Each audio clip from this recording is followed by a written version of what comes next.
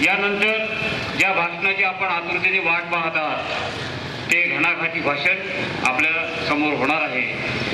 राजू दुर्गेंना आतापर्यंत महानगरपालिकेमध्ये सर्वसाधारण सभेमध्ये बोलण्याची संधी फार क्वचित मिळत होती। कदाचित बोलताना त्यांना परवानगी पण घ्यावी लागत होती। या ठिकाणी आपण सर्व जनतेसमोर त्यांच्या परवानगीने बोलणार आहात। इथे कोणाच्याही हाताची डोळ्याची गरज नाही।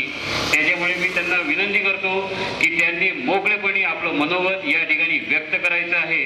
फक्त आचारसंहिता असल्यामुळे वेळेचं बंधन आपण ठेवून या ठिकाणी बोलावं एवढीच मी त्यांना विनंती करतो।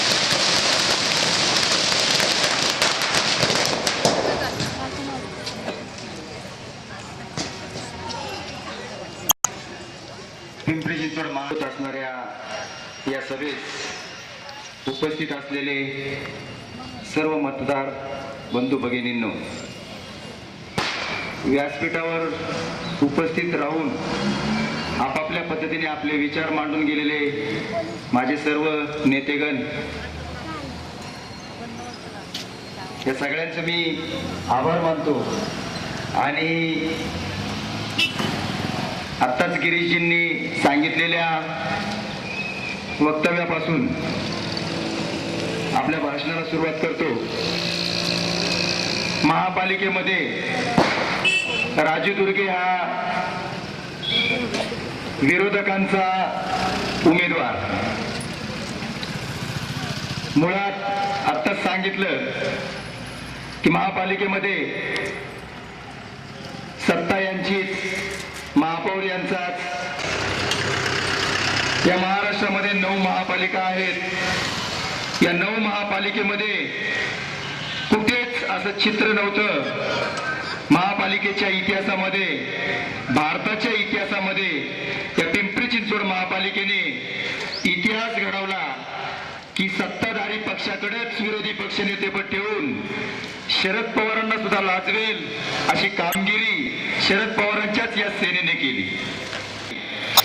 भोसरीमध्ये एक सभा झाली होती शरद पवारांची। त्या सभेत शरद पवारांनी स्पष्टपणे सांगितलं की विरोधी पक्षनेतेपद विरोधी पक्षाला द्यायचं सोडून तुम्ही आपल्याकडेच का ठेवलं? ताबडतोब ते विरोधी पक्षनेतेपद विरोधी पक्षाला देऊन टाका असे आदेश शरद पवारांनी त्यावेळेस सोडले होते। अहो, हे ऐकतात कुणाचं? मला चांगलं आठवतं, शरद पवारांनी त्यावेळेस सोडलेले आदेश शरद पवारांच्या याच सैनिकांनी आजपर्यंत पाळले नाहीत। शरद पवारांचं सुद्धा हे ऐकत नाही।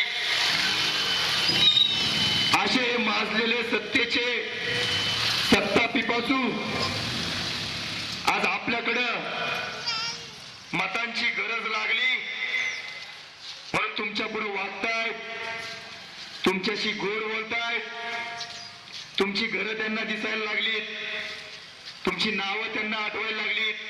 आता मात्र 4-4 वेळा लोक येत आहेत, नावं लिहून घेऊन जात आहेत। मतदारांनो, नीट लक्षात ठेवा, सगळं काय घडतंय ते आत्ताच का घडतंय?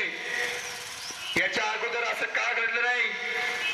या सगळ्याचा विचार तुम्ही आम्ही लोकांनी केला पाहिजे।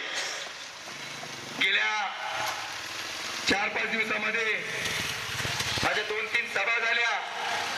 या सभांमध्ये मी नेहमी सांगत आलो आहे की नागरिकांनो, तुमच्या एका मताची किंमत काय आहे हे जर का कोणाला विचारायचं असेल तर ते आमच्या अटल बिहारी वाजपेयींना विचारा। कारण लोकसभेमध्ये केंद्रातलं अटलजींचं सरकार ते केवळ एका मतानं पडलं होतं। त्यामुळं आपल्या प्रत्येकाचं एक मत हे बहुमूल्य मत आहे। गेल्या कित्येक दिवसापासून इथं सभा चालल्या। कोणी सभेला गर्दी व्हावी म्हणून सोनाली कुलकर्णीला आणतंय, कोणी सभेला गर्दी व्हावी, रॅलीला माग लोक यावीत म्हणून अविनाश खर्शीकरला आणतंय, कोणी सभेला येत नाही म्हणून श्रीनिवास पाटलांना आणतंय, कोणी कुणाला आणतंय, कोणी कुणाला आणतंय।